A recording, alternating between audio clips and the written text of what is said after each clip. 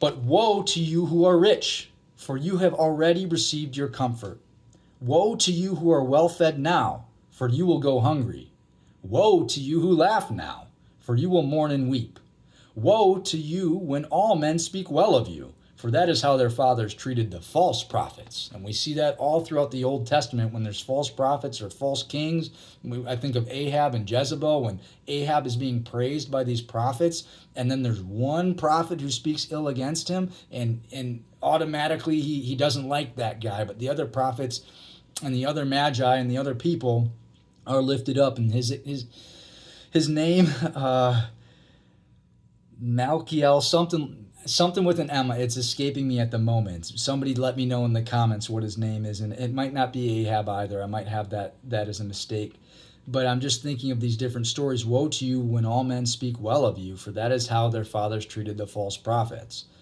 But I will tell you who hear me, love your enemies, do good to those who hate you, bless those who curse you, pray for those who mistreat you.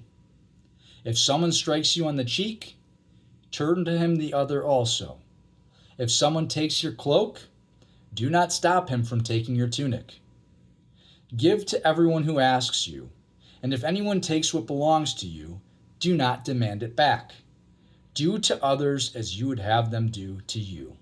And we can read really far into that because in Eastern culture, there's a different understanding of this than what we have in Western culture.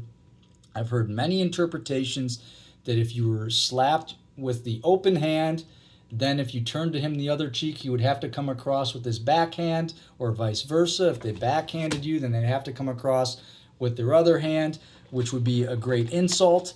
And so one is a punishment, I believe, and one is a great insult.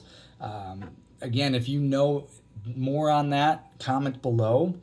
If someone strikes you on the cheek, turn to him the other also. If someone takes your cloak, do not stop him from taking your tunic. I was just talking about this with my mother-in-law yesterday, that it was one thing that you give them your cloak, but if then they take your tunic as well, that's another great insult. And that was breaking rules, and that was being disrespectful. And so you can imagine if you're cold or if you need a place to stay and somebody lets you stay at their home, you're not going to go into their pantry and take things that don't belong to you and pillage their house and take their jewelry and take their possessions. That would be extremely rude, also illegal, but very wrong morally and ethically, right? So if somebody gives you their tunic, if someone takes your cloak, do not stop them from taking your tunic. In other words, allow them to do that. If that's the type of person that they are, that they will receive their reward in heaven.